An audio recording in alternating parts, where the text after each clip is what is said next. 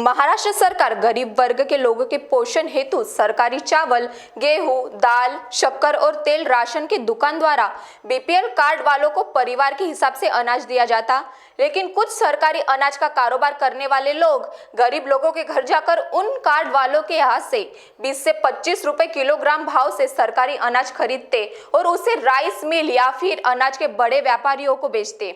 यही चावल जो राशन की दुकान में 4 से 5 रुपए प्रति किलोग्राम हिसाब से मिलता है, उसे ही व्यापारी 80 से 90 किलो में लोगों को फंसाकर बेचते। लेकिन FSSAI के कुछ अधिकारी लोग इन व्यापारियों के साथ मिले हुए हैं, जिस कारण आज नागपुर शहर में बड़े पैमाने पर सरकारी अनाज का गोरख धंधा खुलेआम चल रहा। नागपुर शहर में जब महान्यूज 7 के पास सरकारी अनाज के बड़े गोदामों की जानकारी आ सकती है, तो अधिकारियों को अब तक इस काला कारोबार की जानकारी क्यों नहीं?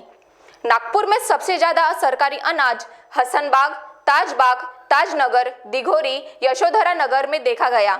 हसनबाग के दानिश लॉन के पास सलीम, ताजबाग में सादिक पहलवान, उसी तरह बबलू नायक नामक व्यक्ति भी ताजबाग में सरकारी अनाज का कारोबार बड़े पैमाने पर कर रहा।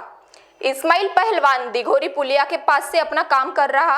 अबरार कुरैशी ठाकुर प्लॉट के पास और वसीम पटेल नामक व्यक्ति भी ताजनगर से सरकारी अनाज गोदामों में जमा कर व्यापारियों को बेच रहा।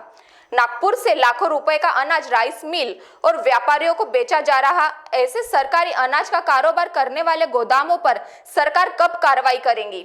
भारतीय खाद्य निगम FCI जो सार्वजनिक वितरण प्रणाली के माध्यम से गरीबों को सस्ती दरों पर खाद्यान्न उपलब्ध करता, निगम ने भी इस काला कारोबार पर निष्पक्ष होकर जल्दी जांच शुरू करनी चाहिए। Bureau report, Mahanews 7 Nagpur.